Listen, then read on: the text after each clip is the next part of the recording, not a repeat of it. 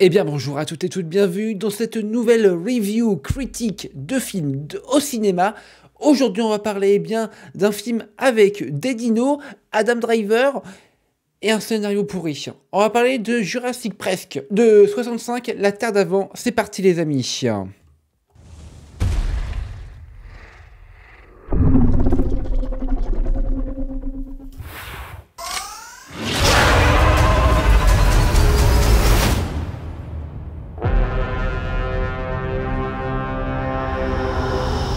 Regarde-moi.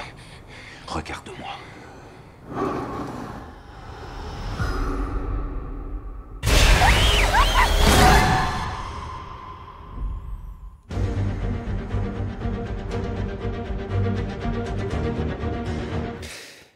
Donc, on va parler de ce film qui est absolument minable. Hein. On va pas, voilà.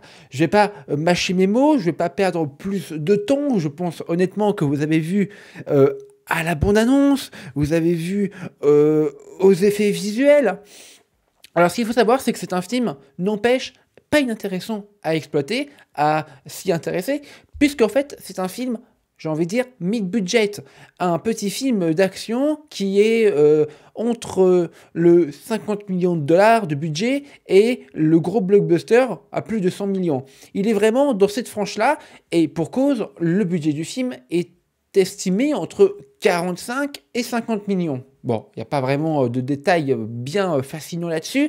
Et moi, je suis content que ce film soit là. Je suis content que ce film soit ici parce que il est vrai qu'à Hollywood, depuis maintenant quelques années, et notamment depuis la pandémie, Hollywood a déserté justement ce genre de petits projets mid-budget, comme ils aiment si bien le dire. Alors, je suis content que ce film soit là, tout simplement parce que ça prouve que Hollywood essaye toujours de créer de nouvelles franchises, que de nous faire un Fast and Furious 10 ou encore un Marvel 27. Non, effectivement, Hollywood arrive toujours à nous surprendre, comme dans le bon et comme dans le moins bon. Et avec ce film, eh ben, c'est dans le très très mauvais. Voilà. Donc, nous avons Adam Driver qui va malencontreusement, comment dirais-je, s'écraser sur une planète absolument hostile, 65 millions d'années avant notre ère, et cette planète, c'est tout simplement la Terre, voilà. Et ça, le film va te le faire savoir, va te le faire comprendre d'une manière extrêmement subtile. Pas du tout, le film va te le dire avec un gros carton, 65 millions d'années, il s'évanouit sur Terre, super, très subtil. Donc là, on comprend directement que après c'est une intro absolument gênante et absolument accablante et absolument longue pour pas grand-chose, qu'on comprend que, oh là là, il est sur Terre 65 millions avant notre ère. Oh mon Dieu, mais qu'est-ce qu'il y a bien, qu'est-ce qu'il peut y avoir bien en fait sur cette planète 65 millions avant notre ère, voyons. Tiens, tiens, tiens. Le film va vraiment te faire une sorte de cliffhanger, de mystère là-dessus, avant de comprendre 40 minutes plus tard qu'en fait c'est des, oh là là, c'est des dinosaures. Alors des dinosaures Jurassic Parkien en fait, parce que ce qu'il faut savoir, c'est que quand Steven Spielberg a fait Jurassic Park, il ne s'est aidé d'aucune sorte d'aide véritable en termes d'archéologie. Donc, c'est-à-dire que les dinosaures que vous voyez dans le film Jurassic Park ne sont pas réels, en fait, n'ont jamais existé. Et le film fait exactement la même erreur. Or, entre Jurassic Park et aujourd'hui, il y a eu des avancées majeures, des avancées techniques pour comprendre à comment vivaient les dinosaures et comment ils étaient physiquement. Le film ne se casse même pas la tête à faire un truc à peu près réaliste, un peu mieux fait, qui colle un peu bien, j'ai envie de dire, eh bien, à ce que l'on sait maintenant, en fait, par rapport sur les dinosaures. Eh bien, absolument rien. Le film te coltine des espèces de trucs moches 3D dégueulasses, parce que ça aussi, mon Dieu, c'est une catastrophe.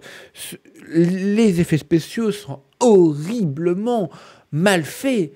tu n'y crois pas un seul instant. Vraiment, les décors, ça fait studio, mais studio de cinéma à 1000%. Enfin, vraiment, quoi. Enfin, l'équipe technique, t'as pas mis un pied dehors, quoi. Ça se voit, mais à 10 000 km. Oh la vache! Pour 45 millions de budget, honnêtement, il y avait de quoi faire. Alors oui, vous allez me dire, ouais, mais modéliser, ça coûte cher. Bah oui, je sais, ça coûte cher, mais... en plus, bon, les dinosaures, il n'y en a pas tant que ça. Il y a 4 pauvres scènes d'action. Parce que vraiment, tout le long du film, ça va être Adam Driver avec une sale gosse là, qui parle pas sa langue, il comprend rien. Et, bref, on s'en fout.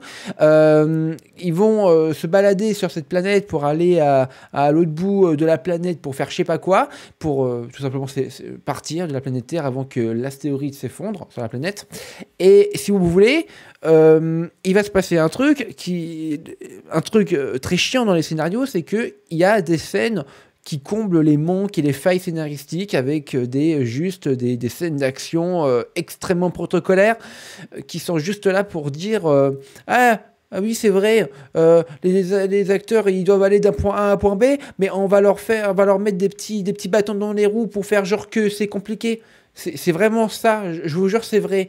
Le film est une ligne droite absolue, quoi. On dirait moi qui joue aux jeux vidéo, enfin, c'est un truc de malade. Donc, c'est un film dénué de tout sens, de tout intérêt, effets spéciaux absolument bâclés. Adam Driver, on se demande vraiment ce qu'il fout là, quoi. Non, c'est vraiment pas le meilleur rôle de sa carrière. On a en plus deux personnages absolument inexistants, ils ne savent rien faire. Il y a une scène, je vous jure c'est vrai, il y a une scène où il se pète littéralement un bras et comme par hasard sur le plan d'après, pouf, allez, il a son bras. Enfin bref, c'est d'un ridicule absolu, c'est nié au possible. N'allez pas le voir, enfin si, allez le voir pour vous faire votre propre avis, parce que encore une fois, faites votre propre avis. Parce que ce n'est que mon avis, ça n'engage que moi, que ça plaise ou non. Donc les amis, n'hésitez pas à liker, à commenter, à partager, ou alors à laisser cette vidéo se fossiliser dans l'antre de YouTube. Allez, ciao tout le monde, c'était The Criticsman, j'espère que cette review vous aura plu, et moi je vous dis à bientôt les amis. Allez, ciao tout le monde.